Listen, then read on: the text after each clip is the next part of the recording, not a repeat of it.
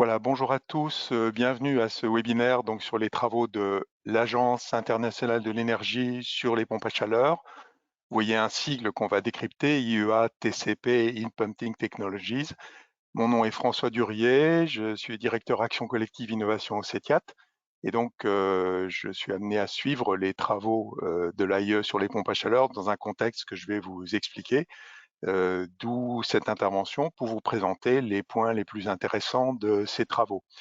Le travail que nous menons est cofinancé par les fabricants de pompes à chaleur ressortissants du CETIAT et l'ADEME qui nous accompagne dans ce travail.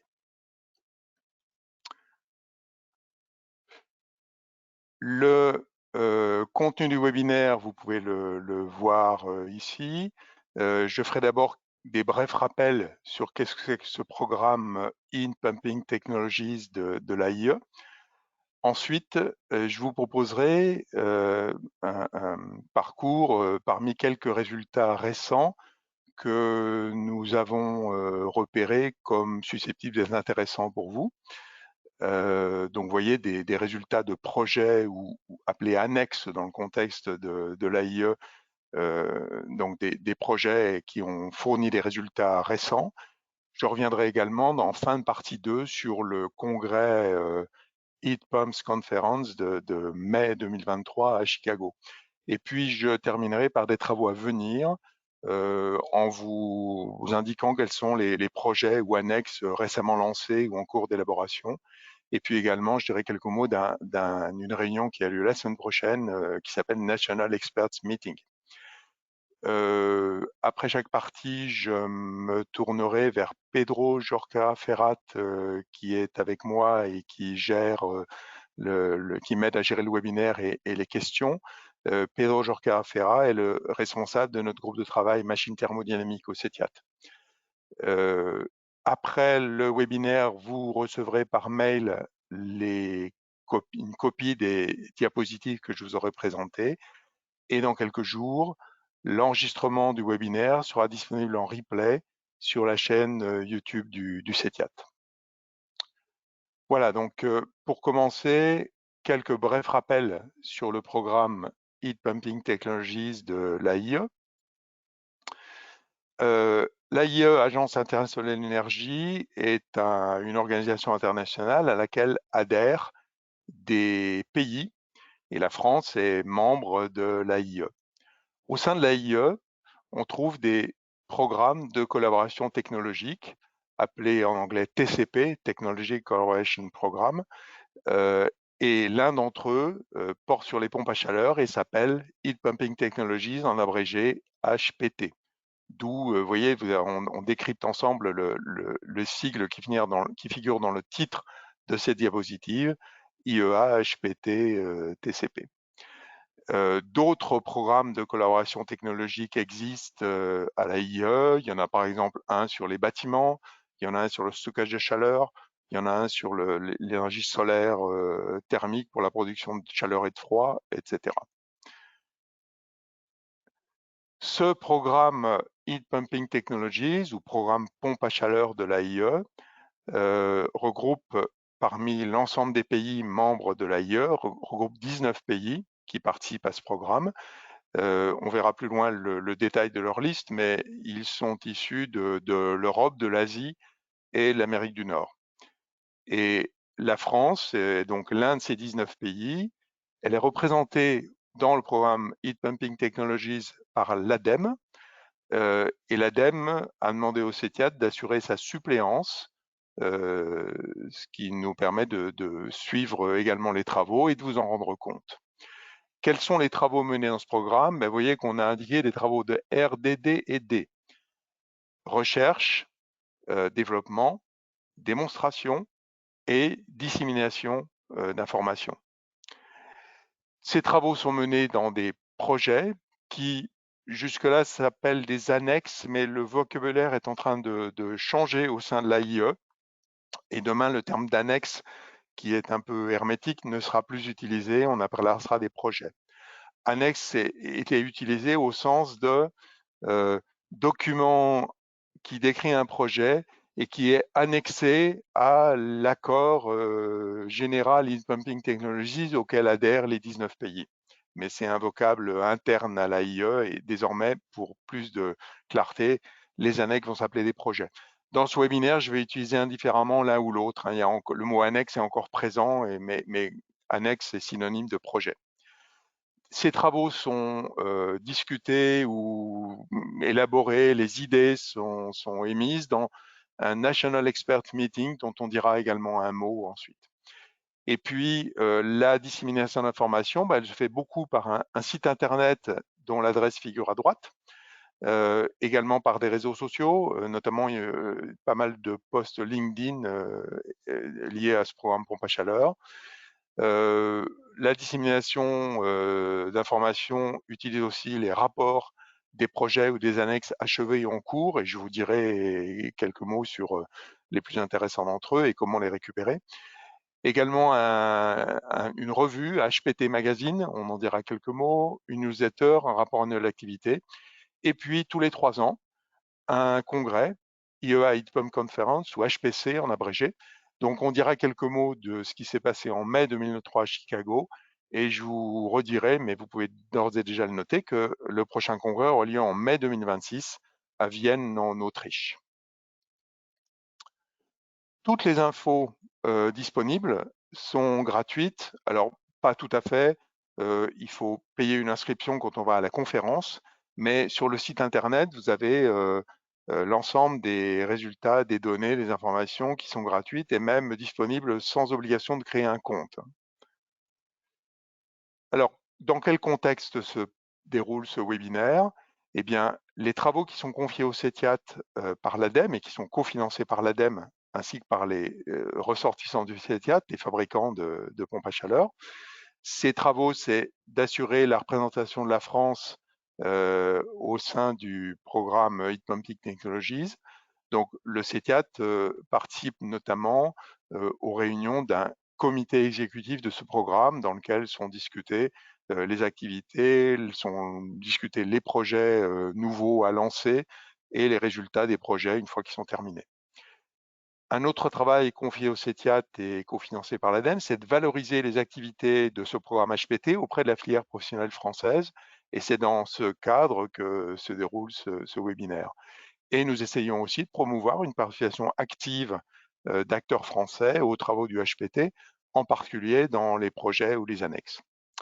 Nous avons déjà organisé depuis le début de cette collaboration avec l'ADEME, c'est-à-dire 2019, vous voyez un certain nombre de webinaires, 3 en 2019, 1 en 2020, 1 en 2022, en 2021, 2 en 2022. Et puis le webinaire d'aujourd'hui fait partie de ce cycle de webinaires. Et je redis que l'ensemble des vidéos de ces webinaires, y compris les plus anciens, sont disponibles en replay. Quels sont les projets en cours aujourd'hui dans ce programme pompe à chaleur de l'AIE et comment la France y participe, y est associée? À gauche, vous voyez dans la première colonne les titres des projets. Dans la deuxième colonne, leur numéro. Le numéro, il est attribué par ordre chronologique de lancement. Donc, vous voyez qu'on en est au projet numéro 64 qui vient d'être lancé. Dans la troisième colonne figurent les pays qui participent, qui ont choisi de participer à ces projets. Il y a 19 pays dans le programme pompe à chaleur, mais ensuite les pays choisissent de participer projet par projet. En gras figure le sigle du pays qui assure l'animation du projet, le pays chef du projet. Et j'ai indiqué en rouge quand la France était présente pour qu'on puisse mieux repérer où ça se trouve.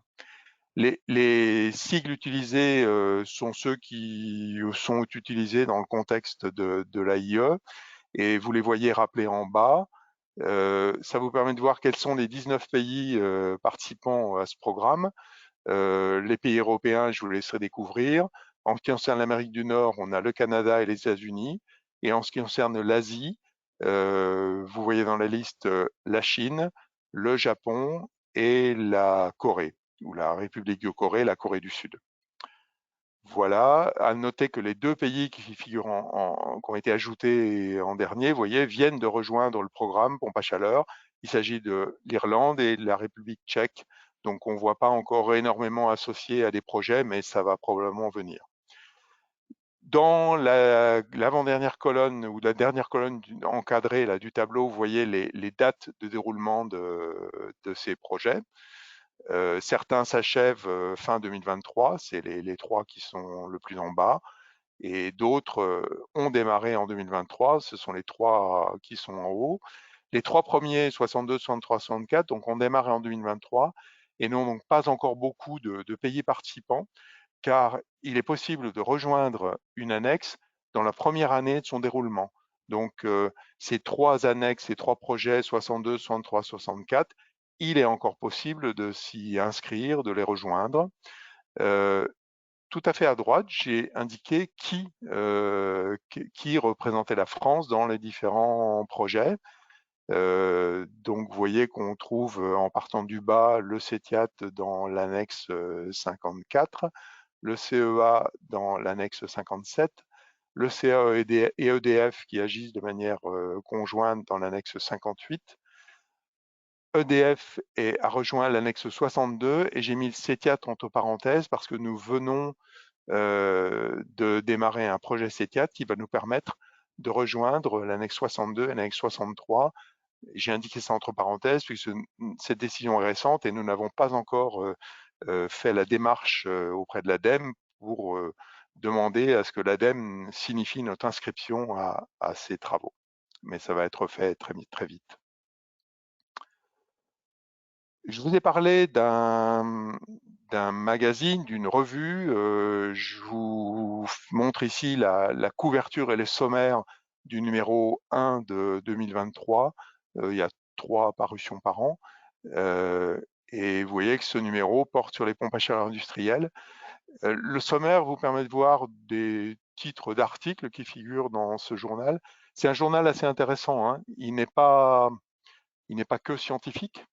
Les publications ou les articles sont très souvent techniques ou à base technique, et donc des informations intéressantes autour du thème traité, mais également autour d'autres infos. Par exemple, vous voyez tout en bas dans le sommaire des infos sur le marché aux États-Unis. Donc des articles liés au thème du journal, mais d'autres qui traitent d'autres sujets. Le téléchargement de la revue complète au format PDF est possible sur le site du programme, de même qu'une lecture en ligne.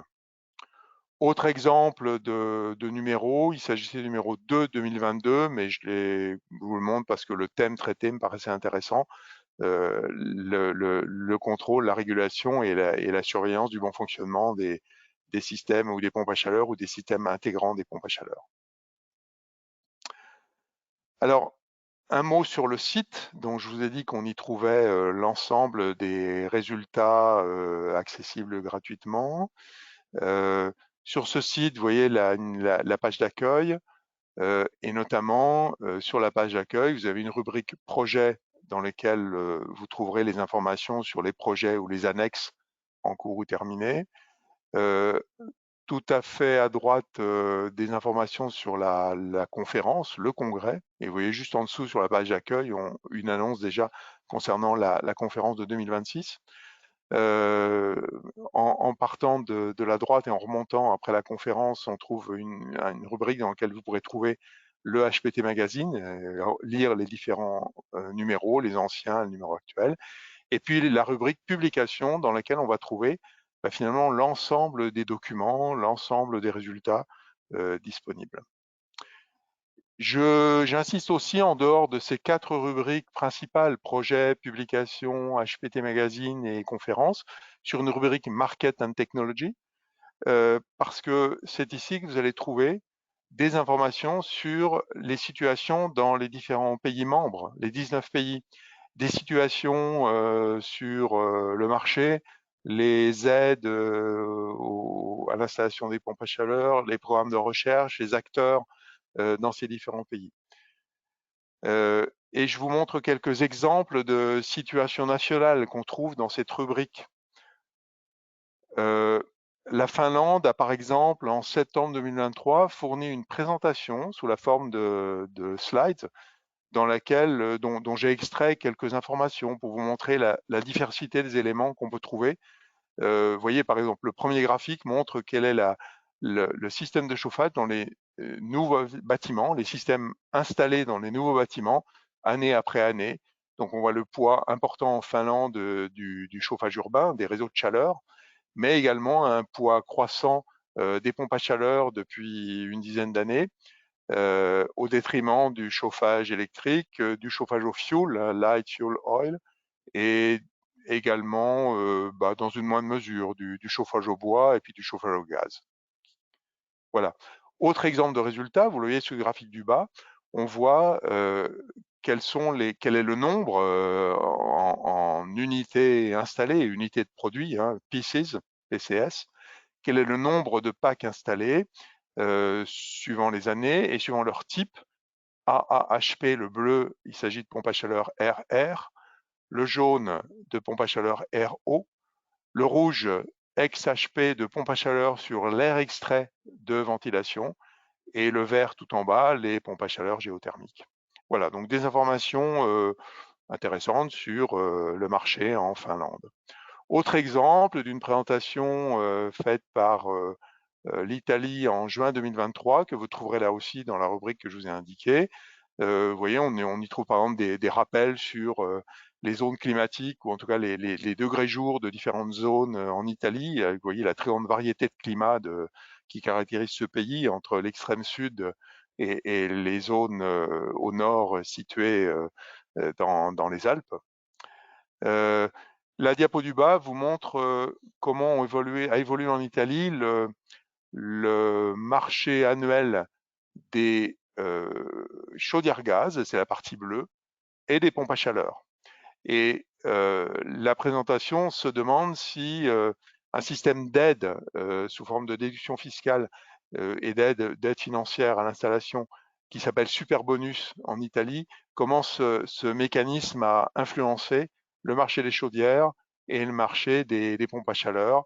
Et les orateurs italiens, les auteurs italiens de cette présentation insistent sur le fait que la part couverte par les pompes à chaleur, qui est la courbe continue qu'on voit sur le graphique, a augmenté de manière importante. Autre exemple de résultat qu'on trouve dans ces situations nationales, que se passe-t-il aux USA? Donc les auteurs américains de cette présentation ont rappelé sur le graphique du haut quelles avaient été des décisions politiques et des programmes dans le domaine de l'énergie et des pompes à chaleur aux États-Unis, avec, vous voyez, en 2018, le retrait des États-Unis de l'accord de Paris sur le climat, et puis le retour des États-Unis dans cet accord un petit peu plus tard, notamment le ralliement des États-Unis à l'amendement de Kigali du protocole de Montréal sur les flux ferrogènes.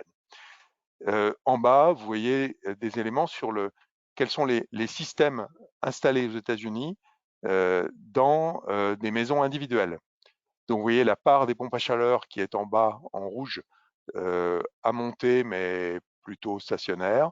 On retrouve une forte présence aux États-Unis des warm air furnace, c'est-à-dire des générateurs d'air chaud avec un réseau de distribution d'air chaud qui va chauffer la maison individuelle.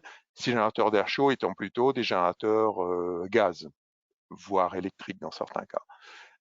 Et vous voyez tout en haut la part très faible dans ces maisons individuelles américaines des systèmes à eau chaude ou des systèmes électriques autres, ou des maisons qui ne disposent d'aucun système de chauffage. Voilà, donc vous voyez, c'était pour vous montrer un peu la diversité des informations qu'on peut récupérer sur des situations nationales. Pour l'Europe, elles viennent parfois compléter ce qui peut être diffusé sur les situations nationales, les marchés nationaux, par une association comme HPA. Ça complète également, enfin voilà, ça complète des informations qu'on peut trouver ailleurs, et ça le complète notamment pour des pays non européens.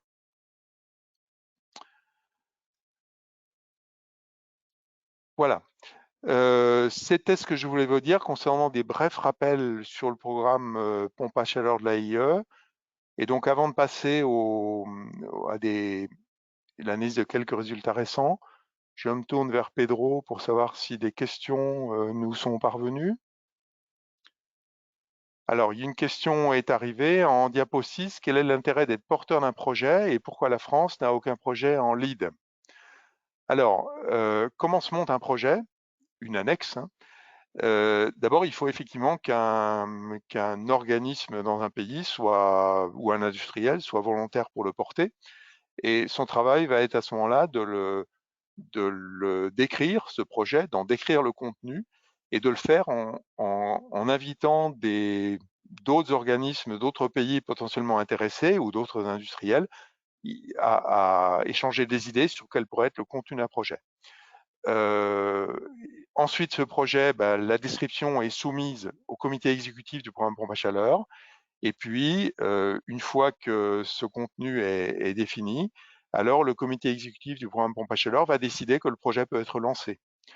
Le projet va être lancé à partir du moment où 2 pays s'y rallient et pendant la première année, d'autres pays peuvent rejoindre les pays qui se sont inscrits initialement. Quel est l'intérêt d'être porteur d'un projet?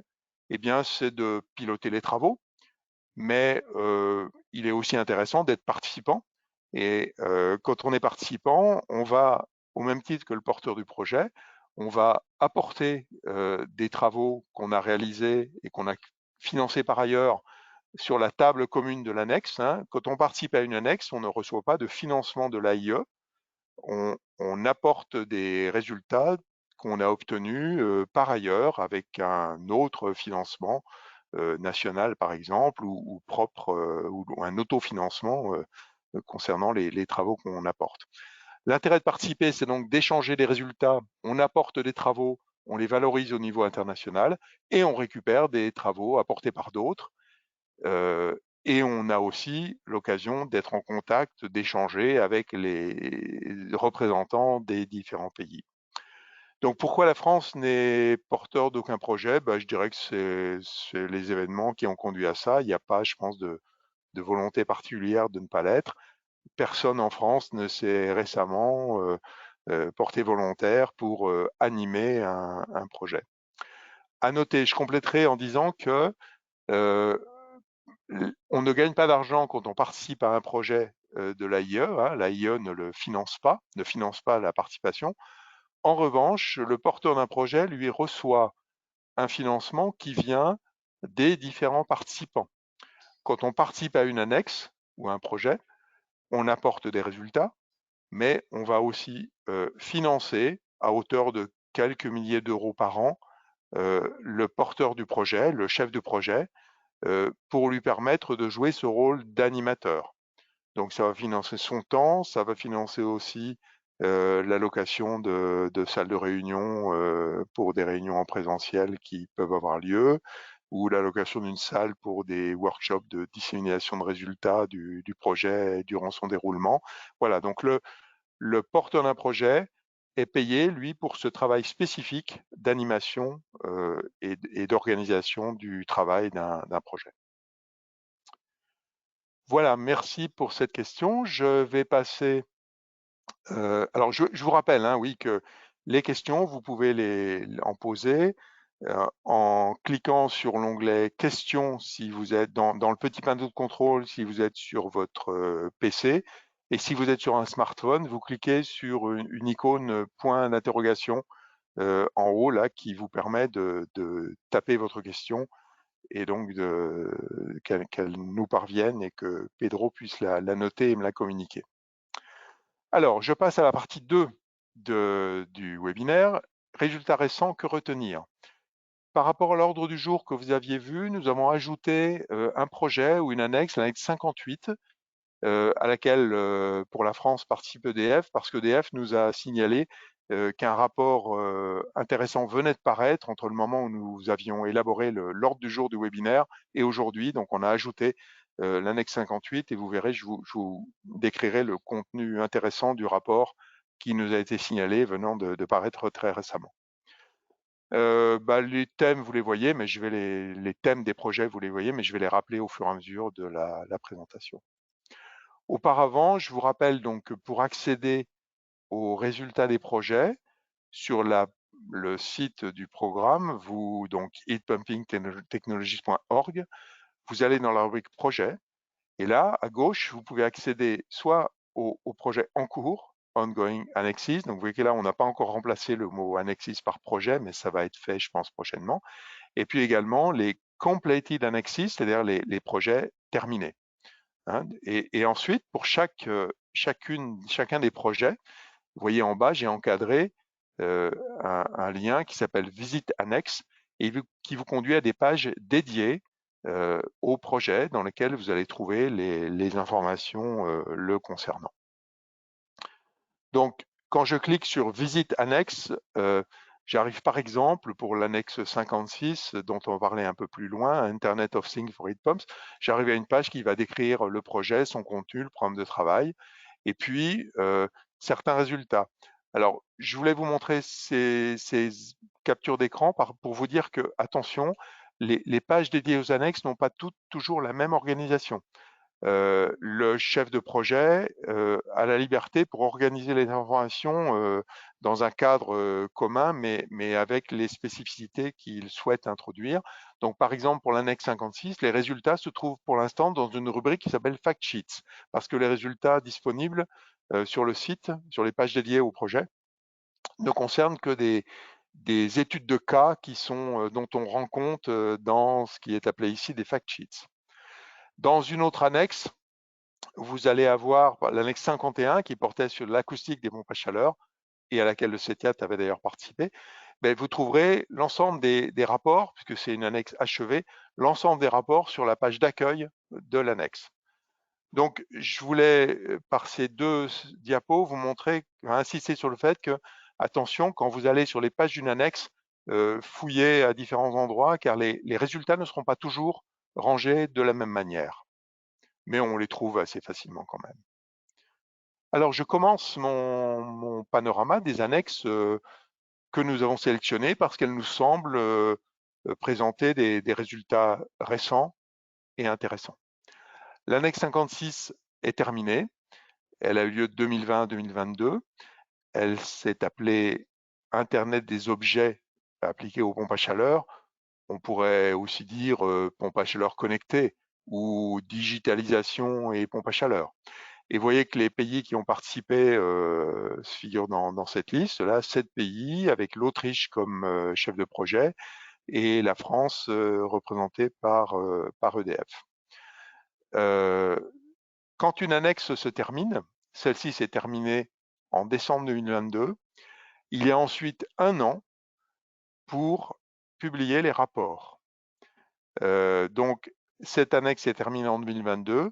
Tous les rapports ne sont pas encore disponibles. Ils vont l'être d'ici fin décembre. Alors, je voudrais tout de suite, comme les rapports ne sont pas disponibles, vous parler d'une réunion qui a été annoncée il y a peu de temps, fin septembre. Et je vous en parle aujourd'hui. Vous ne pourrez peut-être pas y participer parce qu'elle est demain. Mais vous pouvez encore vous y inscrire. C'est une réunion en ligne qui est en fait une réunion ou un webinaire de présentation des résultats finaux de cette annexe 56. Donc, vous voyez dans l'ordre du jour de la réunion qui a lieu demain qu'il sera rendu compte de la tâche 1 qui présentait un état de l'art sur l'Internet des objets appliqués aux pompes à chaleur avec des exemples provenant du Danemark. La tâche 2 qui s'intéressait aux interfaces de communication et aux plateformes de communication avec l'exemple d'un projet norvégien qui s'appelle ZLab.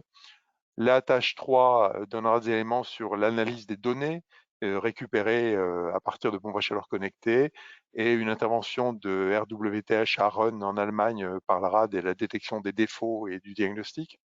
Et puis, en tâche 4, il serait question de business model. Quels business models peuvent être mis en place autour des pompes à chaleur connectées, avec là aussi des exemples danois. Donc, vous pouvez encore, en allant sur les pages de cette annexe dans la rubrique News, trouver la news qui annonce ce webinaire et tout en bas, vous verrez, en bas de l'ordre du jour, vous verrez un lien d'inscription. Vous pouvez encore vous inscrire demain, 9h30 à 11h, si vous souhaitez suivre en direct ce webinaire. Dans le cas contraire, je pense, il est très vraisemblable que les présentations seront accessibles ultérieurement, peut-être même des vidéos d'enregistrement du webinaire seront accessibles sur les pages de l'annexe. Et puis, les résultats finaux seront aussi publiés puisqu'on n'a encore pas beaucoup de rapports finaux sur cette annexe sur les pages dédiées. Autre réunion qui a lieu cette fois-ci après-demain, donc désolé, elle a été annoncée très récemment et je vous en rends compte seulement aujourd'hui.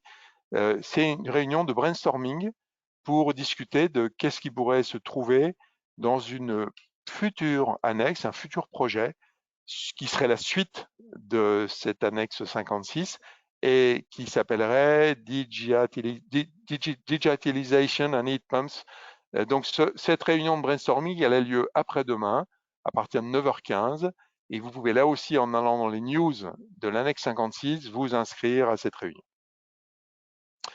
Alors aujourd'hui, qu'est-ce qu'on trouve comme résultat de cette annexe 56? Eh bien, ce sont les fact sheets que j'ai déjà évoqués tout à l'heure. Et ces fact sheets, de quoi s'agit-il? Eh bien, vous voyez qu'elles sont, on voit une organisation de ces fact sheets qui apparaît un petit peu plus bas sur cette page. Certaines d'entre elles vont porter sur comment le fait que les packs soient connectés va permettre d'optimiser leur fonctionnement, comment des packs connectés peuvent intervenir dans la maintenance prédictive, comment les packs connectés peuvent faciliter le commissionnement des pompes à chaleur, la vérification leur bon fonctionnement, de bonne installation au moment de leur mise en service, comment les packs connectés peuvent jouer un rôle dans la flexibilité et notamment la flexibilité des réseaux d'alimentation électrique, et puis comment des packs connectés peuvent nous permettre d'aller vers la vente de chaleur en tant que service proposé à des consommateurs. Donc ces éléments donnent lieu, quand on clique sur ces différentes rubriques, à des fact sheets, donc des documents qui font 2 à 3 pages, et j'ai choisi de vous en montrer 2 exemples ici, mais vous pourrez les parcourir et les découvrir par vous-même si vous êtes intéressé. Donc vous voyez un premier exemple qui porte sur un jumeau numérique d'une pompe à chaleur. Et tout en bas, ce que j'ai encadré, on nous explique que le projet qui est décrit ici de manière résumée en 2 pages a consisté à développer une représentation numérique ou un jumeau numérique de différents systèmes de production de chaleur, donc pompe à chaleur et pile à combustible, et de regarder comment ces jumeaux numériques pouvaient être utilisés pour améliorer ou réduire les émissions ou la consommation d'énergie sur un bâtiment donné. Voilà, donc vous irez voir plus en détail ce résumé si vous êtes intéressé. Deuxième exemple, eh bien, il s'agit ici de traitement de données, et on nous explique dans la première phrase que les pompes à chaleur génèrent une grande quantité de données, en particulier les pompes à chaleur connectées, et le projet a consisté à regarder comment ces données pouvaient être traitées pour fournir des services innovants, non seulement aux utilisateurs finaux, mais aussi aux constructeurs. Et ces services innovants, ça peut être du smart monitoring, du smart control, de la surveillance de la dégradation des performances ou des défauts, et puis également des jumeaux numériques qui permettent, comme c'est le cas dans la fiche de gauche, de mieux suivre et de mieux prévoir ce qui va intervenir dans le fonctionnement des pompes à chaleur. Voilà, donc des exemples de fact sheet de cette annexe 56, et puis donc le webinaire de restitution de demain matin, mais qui sera sans doute accessible ultérieurement avec des slides ou des enregistrements. Et puis après-demain, une réunion de remue-ménage sur qu'est-ce qui pourrait être traité dans une future annexe sur le sujet. Je passe maintenant à 2 projets que j'ai choisi de vous présenter un peu ensemble ou de manière parallèle, parce qu'ils ont des thèmes qui sont un peu proches. L'annexe 57, qui s'achèvera fin 2023, à examiner ou examine comment les pompes à chaleur peuvent introduire de la flexibilité énergétique dans des systèmes utilisant plusieurs vecteurs énergétiques ou dans des réseaux de chaleur. Donc, comment les pompes à chaleur introduisent une flexibilité permettant de faire appel au bon moment à la bonne énergie de génération de chaleur ou d'alléger un réseau quand il le demande et qu'il est trop sollicité. Les pays participants, vous les voyez, la France est représentée par le CEA et c'est le Danemark qui pilote cette annexe 57. L'annexe 61, elle porte sur les pompes à chaleur dans des quartiers à énergie positive. Et j'ai choisi de la mettre en parallèle parce que vous voyez, il y a quand même des similitudes entre alimenter un réseau de chaleur et se coupler de manière astucieuse avec différentes sources d'énergie et puis alimenter un quartier à énergie positive. Dans cette annexe 61, la France n'est pas présente et c'est la Suisse qui le pilote. Concernant ces deux annexes, je choisis de vous montrer un rapport, mais c'est qu'un exemple, hein. Il y a d'autres résultats que vous jugerez peut-être également intéressants. Un rapport paru en septembre 2022, issu de l'annexe 57, et qui a choisi, donc toujours dans ce cadre de flexibilité, de regarder quelles pouvaient être les sources de chaleur des pompes à chaleur qui favorisaient cette flexibilité et cet aspect multivecteur, multi-énergie, réseau de chaleur des systèmes utilisant des pompes à chaleur.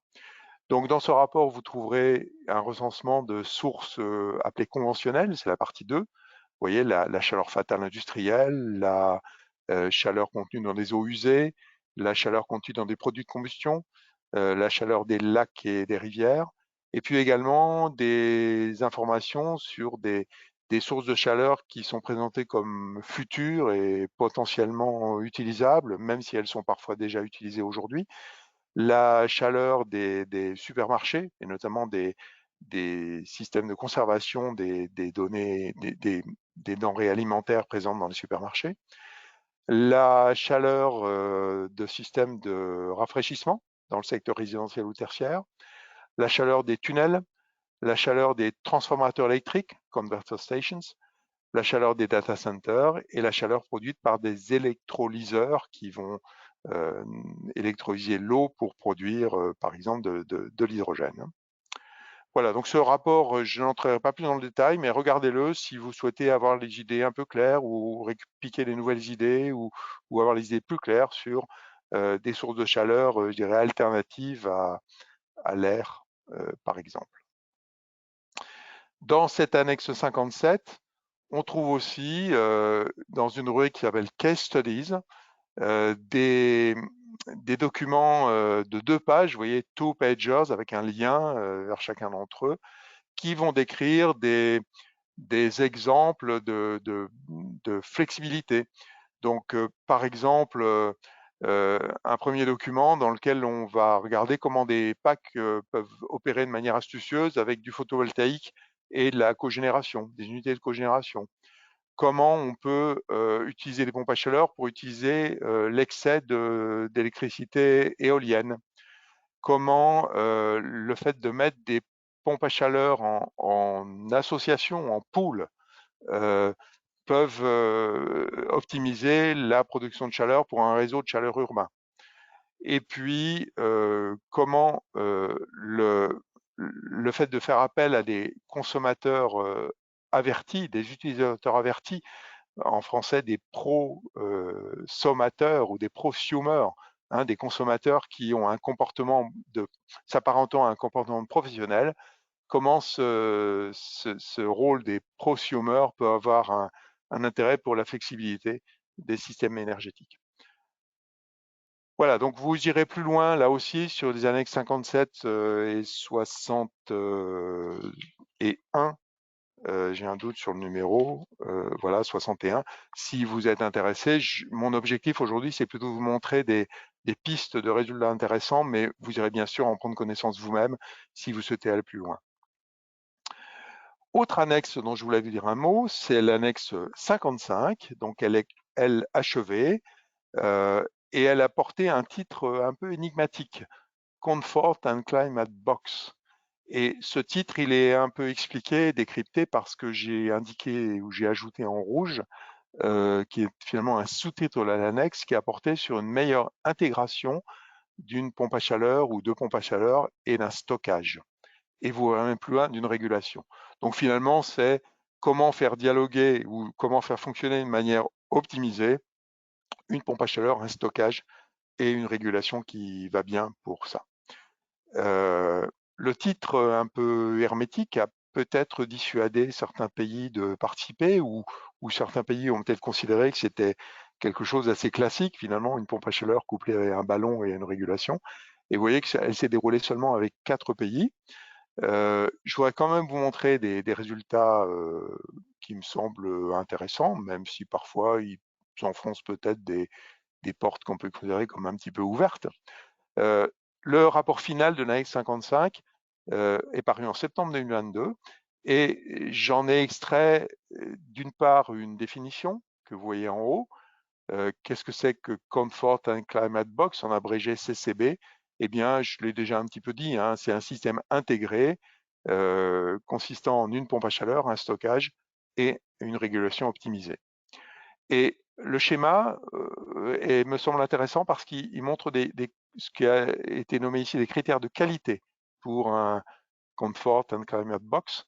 Donc, les auteurs ont considéré qu'il y avait 4 critères principaux que devait poursuivre une PAC, un stockage et une régulation intégrée.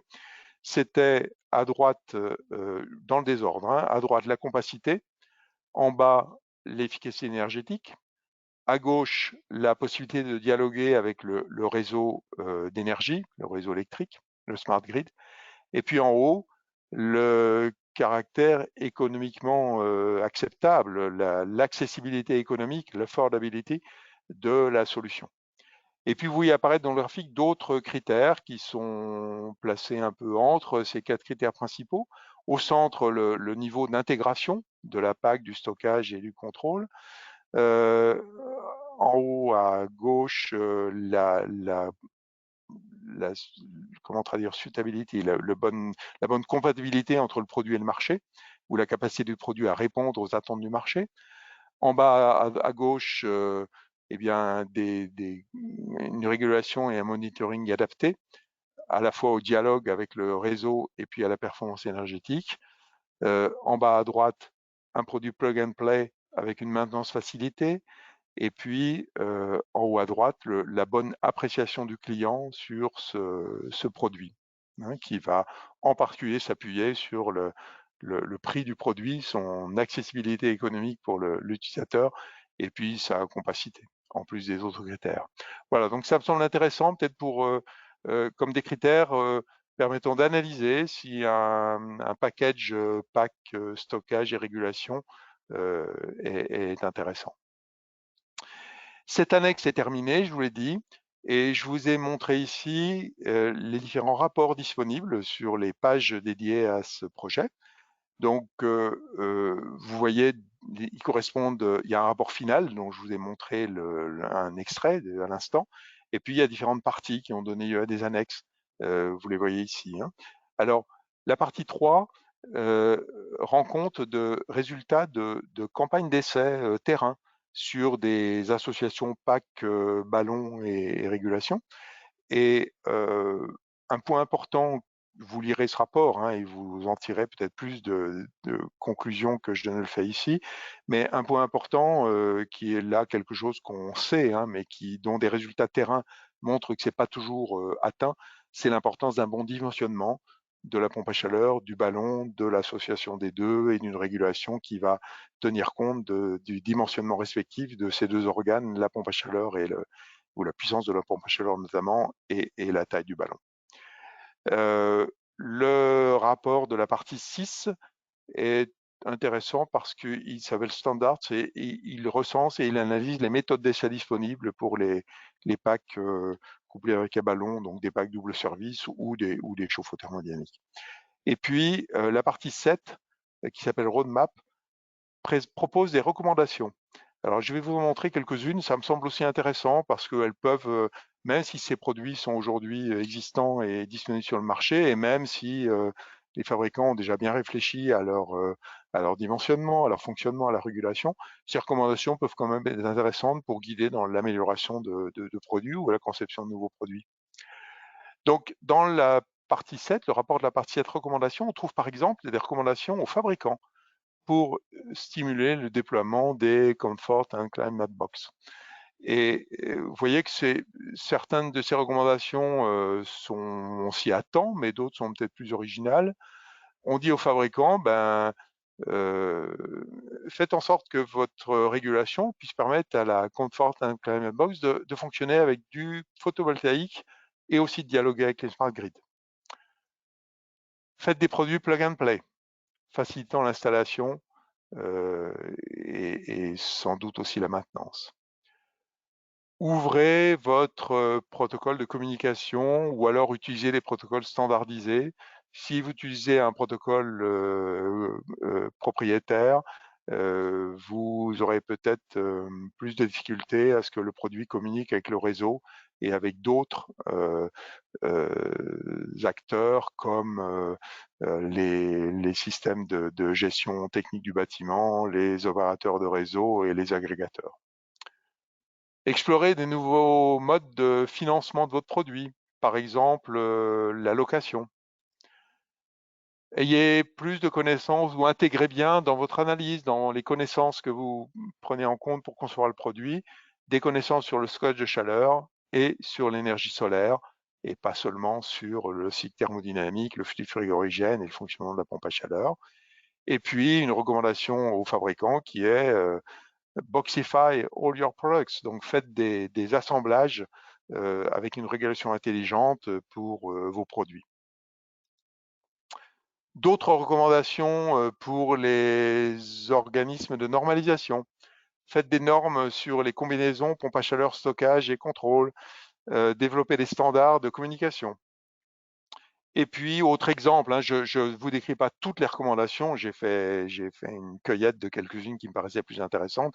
Des recommandations aux fournisseurs d'énergie sur les tarifs, sur l'information des consommateurs, sur la nécessité de stabilité dans le temps et d'harmonisation ou d'harmonie des structures de prix de l'énergie, sur là aussi des nouvelles manières de financer l'installation de ces solutions, et puis la nécessité de lien avec les installateurs entre le fournisseur d'énergie et les installateurs. Voilà, donc encore une fois, vous lirez de manière plus détaillée ces recommandations. Elles me paraissent intéressantes pour modifier, compléter ou améliorer notre manière de penser sur ces produits PAC couplés à un ballon. Quelques mots sur l'annexe 58, sur les pompes à chaleur haute température.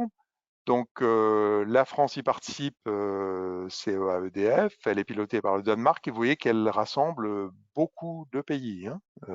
Voilà, donc des échanges probablement très riches avec les apports de chacun de ces pays, accessibles à l'ensemble des participants et progressivement accessibles à tous par la publication de rapports ou de données sur le site internet, enfin sur les pages internet dédiées à ce projet.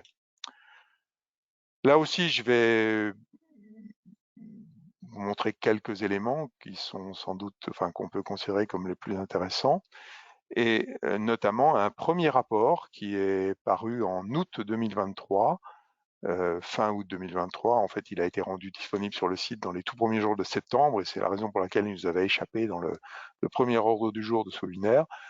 Un rapport donc sur ces packs haute température et sur une tâche 1 de ce projet qui s'appelle technologie. Alors, j'ai reproduit à côté vous voyez, le sommaire de ce rapport. J'en profite pour vous dire que dans ce projet, les pompes à chaleur haute température sont définies comme celles qui fournissent une température supérieure à 100 degrés. Donc, une partie 1 de ce rapport me semble intéressante parce qu'elle rappelle des éléments d'introduction, des principes, des technologies, des éléments que nous connaissons, mais qui sont là vus avec le filtre PAC fournissant plus de 100 degrés. Donc c'est quelque chose d'intéressant à relire, même si on connaît un certain nombre d'éléments, mais il y en a d'autres qu'on connaît moins. La deuxième partie donne un panorama des systèmes disponibles. La troisième donne des exemples de démonstrations ou d'opérations de démonstration. Et dans la quatrième partie, on trouve des éléments sur les situations nationales dans pas tout à fait tous les pays participants, mais un grand nombre des pays qui participent à cette annexe. Alors, quelques mots sur la première partie de ce rapport. On y trouve des éléments concernant les packs électriques, sur les cycles thermodynamiques, et notamment avec des cycles adaptés à des températures, à production de températures élevées. J'ai montré ici un exemple de figure. Sur les fluides frigorigènes utilisables. Donc, vous voyez, tout ça, c'est des éléments connus, mais ils sont rassemblés ici et expliqués de manière claire et intéressante. Et avec le filtre, nous voulons faire des packs fournissant plus de 100 degrés. Sur les compresseurs, les types de compresseurs utilisables, sur des composants. Concernant les packs mus par la chaleur, des packs qu'on peut appeler thermiques par opposition électrique, utilisant comme moteur la chaleur ou une source de chaleur, des éléments sur les packs à absorption, à adsorption, avec des schémas qui rappellent. Donc encore une fois, ce sont des éléments connus, mais ils sont ici rassemblés et décrits de manière intéressante. Également des indications sur le potentiel technique d'application des pompes à chaleur dans l'industrie. Deuxième partie du rapport, un panorama des technologies. J'ai extrait ici un morceau du tableau complet, mais dans ce rapport, on trouve une description de 34 produits aujourd'hui identifiés comme étant disponibles sur le marché, qui permettent d'obtenir des températures, vous l'avez dans le tableau, supérieures à 100 degrés, ici dans ces premières lignes du tableau, allant jusqu'à 175, mais il faut regarder le tableau complet, parce qu'on a des produits qui annoncent se monter parfois plus haut. Donc les 34 produits identifiés, encore une fois, vous n'en voyez ici que les tout premiers, couvrent des plages de température de 100 à 280, des puissances de 30 kW à 70 MW. Et puis, parfois, quand c'était disponible, les auteurs ont recensé le coût d'investissement ramené au kilowatt installé. Et vous voyez qu'il est compris aujourd'hui sur des produits parfois encore peu diffusés, entre 200 et 1200 euros par kilowatt, mais c'est probablement une fourchette de prix, de coût d'investissement qui est amené à baisser au fil du temps. Donc, vous irez voir là aussi le tableau complet. Et puis, le rapport, plus généralement, donne des exemples donc, de produits, je vous l'ai indiqué, avec des descriptions, des photos qui les montrent, des descriptions des projets de recherche, des descriptions d'opérations de démonstration, de cas d'utilisation. Et j'ai repris ici seulement quelques images qui vous montrent à quoi ressemblent les objets auxquels ce rapport s'intéresse.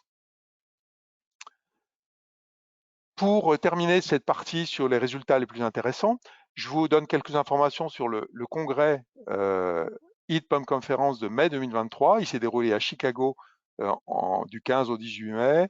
C'était la 4e conférence de ce type. 395 participants issus de 25 pays. 3 journées de conférence dans 3 salles en parallèle. 140 présentations dans 35 sessions. Et les 3 journées de conférence ont été précédées par une journée dédiée à 9 workshops sur des annexes en cours ou des annexes en préparation. Ce congrès me paraît intéressant parce que c'est, je pense, la seule manifestation internationale dédiée au PAC. Hein. On n'y parle que de pompe à chaleur, c'est l'unique sujet, et je pense que c'est quelque chose d'unique. Hein. Donc et avec des présentations qui sont scientifiques, mais pas que. Il y a des présentations qui ont un caractère technique et technologique et appliqué qui me semble là aussi intéressant. C'est un congrès qui balaye un spectre de niveaux de communication qui est très large, de communication très scientifique à des communications très techno et terrain. Alors, j'ai mentionné ici quels étaient les thèmes de ces 140 communications, en mettant entre parenthèses le nombre de communications pour chaque thématique. Donc c'est une classification que nous avons faite nous-mêmes au CETIAT, hein, elle est donc discutable, si vous la faites, vous n'arriverez peut-être pas exactement au même chiffre, puisque rattacher une communication à une thématique, il y a parfois un côté un petit peu arbitraire. C'est classé, vous voyez, les 9 thèmes sont classés par nombre décroissant de communication. Le plus grand nombre de communications apportées sur des composants à systèmes innovants ou des combinaisons de sources de technologies, 34 communications. Les packs dans l'industrie, les packs pour la récupération de chaleur fatale industrielle, 31. C'est très présent hein, dans cette édition 2023, les packs pour l'industrie. Les packs pour les bâtiments résidentiels et tertiaires, 25. Les cycles absorption ou d'autres technologies non conventionnelles, 21 papiers. Les smart grids, les réseaux de chaleur, le stockage de chaleur associé à ces utilisations, 16 communications. Des données de marché et des articles décrivant des orientations politiques, 16. Les fluides corrigènes ou les fluides de travail pour le cycle d'absorption, 11. La géothermie, 8. Elle n'est pas très présente dans ce congrès 2023. Et puis, les systèmes intelligents, 4, même si parfois des papiers que j'ai classés dans d'autres rubriques parlaient de systèmes intelligents. Le numéro 2 du HPT Magazine vous donnera des éléments complémentaires de bilan sur ce congrès HPC de mai 2023. Et je voudrais insister vraiment sur le fait que tous les articles et même les présentations PowerPoint qui ont été faites dans ce congrès sont depuis quelques jours en téléchargement gratuit dans la rubrique publication du site du programme. Donc, si vous n'avez pas participé à la conférence, il n'y avait pas énormément de participants français, vous pouvez quand même accéder depuis quelques jours à la totalité des articles et des présentations PowerPoint qui ont été faites dans ce congrès, hein, et gratuitement, sans créer de compte, etc. Alors, ça se fait en regardant dans la rubrique publication. J'ai par exemple tapé comme mot-clé conférence 2023 et vous voyez qu'on voit apparaître tout un tas d'articles, présentation numéro 2, numéro 1, numéro 375, etc. Vous pouvez, donc conférence 2023, c'était le mot-clé que j'ai choisi. Vous pouvez aussi faire d'autres recherches dans cette partie publication. Par exemple, complètement au hasard, j'ai tapé R744, donc le CO2, fluide frigorigène, et vous voyez qu'on retrouve là aussi non seulement des articles publiés dans des conférences en 2021, des articles parus dans le magazine, etc. Voilà. Donc, naviguer dans cette partie publication. Vous pouvez aussi, vous voyez, sélectionner en cochant les proceedings des conférences ou uniquement les articles parus dans le magazine ou uniquement des rapports d'annexes, etc. Prochain congrès, eh bien, il aura lieu à Vienne. Les dates sont déjà connues, mai 2026. Ça aura lieu dans un bâtiment historique au centre de Vienne qui est transformé en centre de conférence. Donc, si vous voulez vous prendre pour Sicile impératrice, c'est le bon endroit, je pense. Et puis, des propositions de communication, donc des résumés que vous pouvez soumettre hein, et qui seront sans doute demandés début 2025 pour ensuite, si vous êtes retenu, produire un article et aller présenter l'article à la conférence. Vienne est beaucoup plus facile d'accès depuis la France que Chicago. Donc, notez ça sur vos tablettes. La seule conférence qui parle à 100% des pompes à chaleur et avec des représentants du monde entier. Donc, si vous souhaitez valoriser au niveau international certains de vos résultats ou aller entendre des résultats de différents acteurs internationaux, n'hésitez pas, c'est un endroit intéressant. Voilà, je me tourne vers Pedro Jorquera Ferra. Pedro, y a-t-il des questions? Alors, un participant nous signale que l'inscription au webinaire Internet of Things for Heat Pumps est fermée. Ok, elle ne me semblait pas fermée hier, mais donc ça a dû être fermé depuis. Et donc, vous ne pourrez malheureusement plus participer à ce webinaire de demain. Il faudra en revanche suivre sur les pages dédiées à l'annexe 55 les présentations dans ce webinaire. Comment être informé de l'organisation de nouveaux webinaires? Je suppose qu'il s'agit de webinaires dédiés à des annexes. Alors, nous avons une liste de diffusion et il nous arrive de diffuser cette information à ceux que nous invitons au webinaire comme celui d'aujourd'hui. Nous ne l'avons pas fait concernant les webinaires IoT for Heat Pump parce que l'information nous est parvenue trop récemment. Sinon, on essaiera de vous informer des webinaires à venir. Et une autre question, dans l'annexe 55 Comfort and Climate Box, est-ce que les stratégies de régulation sont décrites? Oui, a priori, mais il faut aller lire plus précisément les documents pour avoir accès à ces informations. Alors, je termine dans les 10 minutes qui nous restent par quelques informations sur les travaux à venir. Donc, ces 3 lignes, vous les avez déjà vues tout au début quand je vous ai présenté le tableau qui montrait les annexes en cours. Donc, ces 3 projets 62, 63, 64 sont en cours, mais ils ont été lancés en janvier 2023. Et vous vous souvenez, une règle dit que dans les projets de l'AIE, qu'on peut les rejoindre pendant la première année.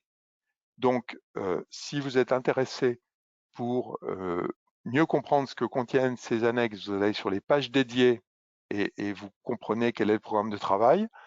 Si vous ne trouvez pas suffisamment d'informations, vous me contactez et je vous donnerai des éléments complémentaires, notamment par exemple le document qui décrit le contenu détaillé de l'annexe.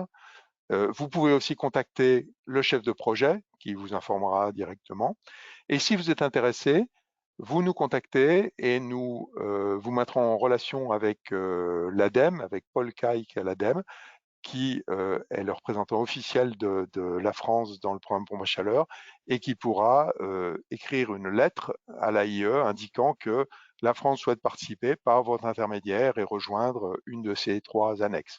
C'est ce qu'a déjà fait EDF pour l'annexe 62, c'est ce que va très vite faire le CETIAD pour les annexes 62, 63, mais la porte est bien entendu ouverte à des industriels, des bureaux d'études, des sociétés d'installation, pourquoi pas, des organismes de recherche pour rejoindre encore d'ici la fin décembre ces 3 annexes.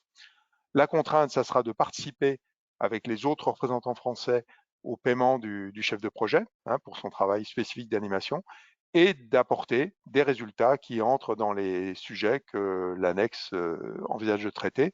Et en échange, vous aurez les résultats des autres et les contacts avec les autres qui sont intéressants en général. Des projets en cours d'élaboration. Donc, le premier d'entre eux, Circular Economy for Heat Pump, l'économie circulaire appliquée aux pompes à chaleur. C'est un projet porté par le Danemark. Il a été lancé, c'est-à-dire que le comité exécutif du programme pompe à chaleur a dit « Ok, ce projet est décrit d'une manière qui nous semble intéressante et il peut être lancé. » Mais pour qu'il soit effectivement lancé, il faut un deuxième pays qui s'associe. Pour l'instant, le Danemark reste tout seul. Côté CETIAT, nous avons réfléchi à est-ce que nous rejoignons ce projet, mais il y a aujourd'hui un petit risque, c'est de n'être que 2 pays et du coup d'avoir peut-être un échange d'informations qui sera moins intéressant que s'il y a beaucoup de pays. En tout cas, ce projet, si vous êtes intéressé, contactez-nous, il est possible de le rejoindre et ça permettra son lancement effectif. Il est pour l'instant en attente.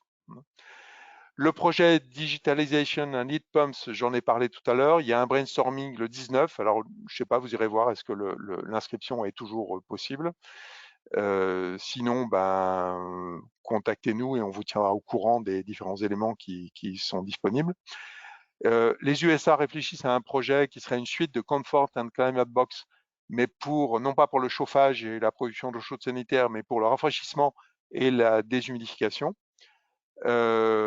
Les USA, j'ai mis un point d'interrogation parce que c'est pas certain que l'effort sera poursuivi par le partenaire américain qui portait cette idée. Et il avait lancé l'idée d'un projet sur ce qu'il appelle sector coupling. Et j'ai mis à droite une définition.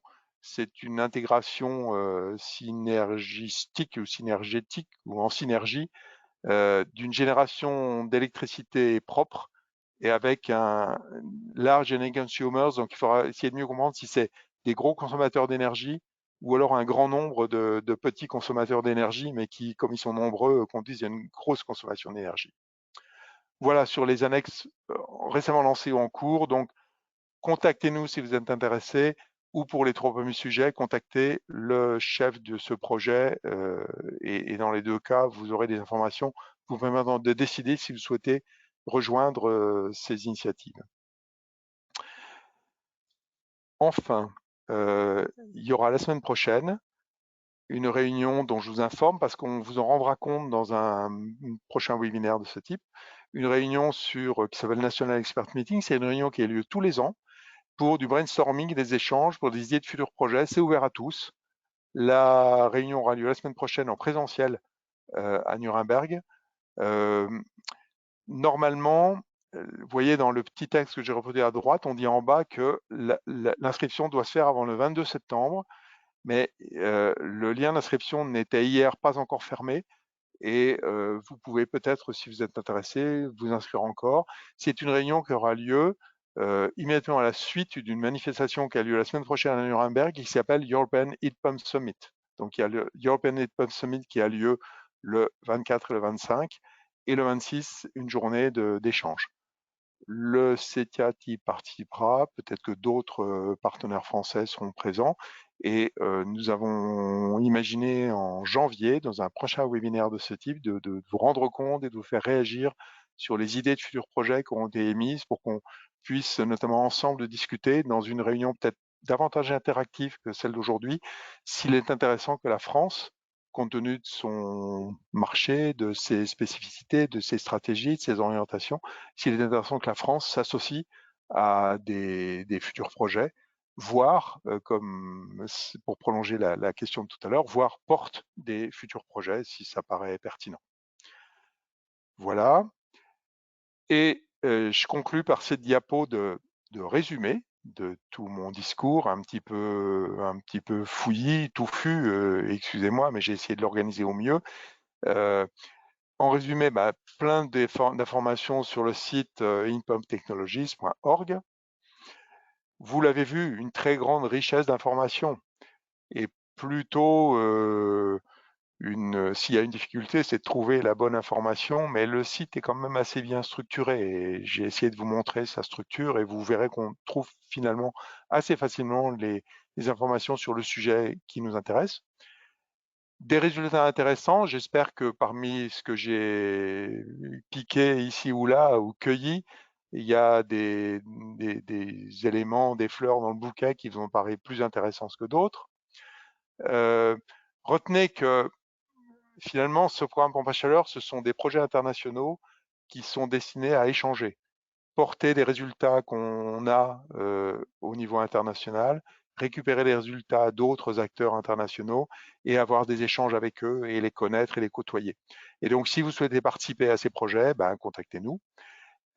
Prochain webinaire, janvier 2024, je l'ai un tout petit peu évoqué, ce sera sans doute une réunion un peu plus interactive qu'aujourd'hui et plutôt basée sur que s'est-il passé dans le National Expert Meeting de la semaine prochaine et qu'est-ce qu'il y a comme idée de projet venant de ce National Expert Meetings ou venant de notre réflexion nationale, qu'est-ce qu'il y a comme projet auquel on pourrait s'associer parce qu'ils sont intéressants pour la France, soit pour y porter des éléments au niveau international, soit pour récupérer des informations qui nous seraient utiles.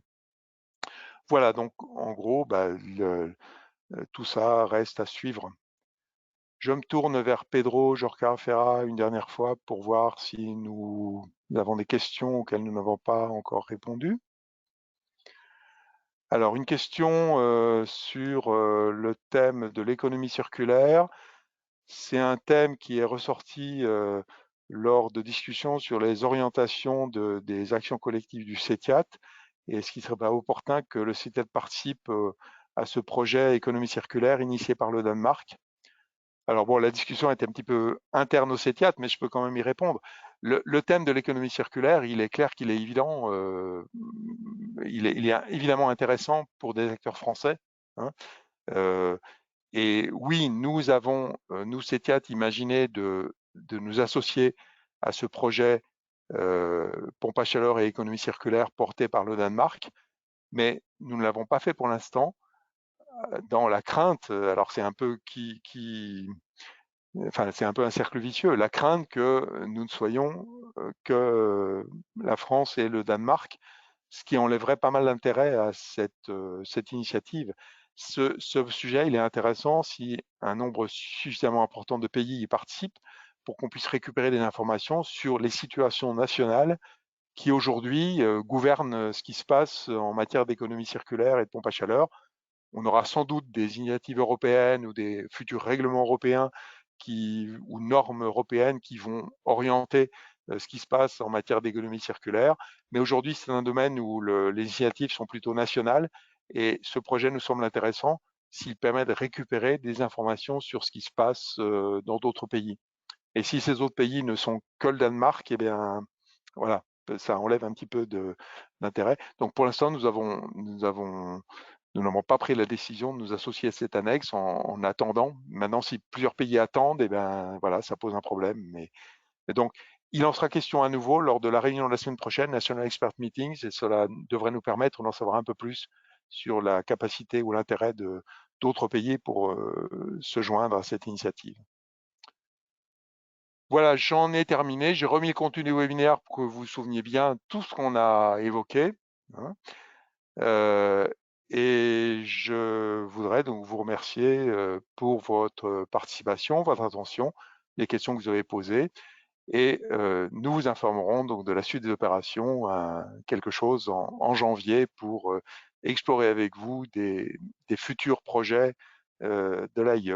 D'ici là, allez voir par vous-même pour creuser les différents éléments dont je vous ai donné uniquement un aperçu aujourd'hui. À bientôt et au revoir.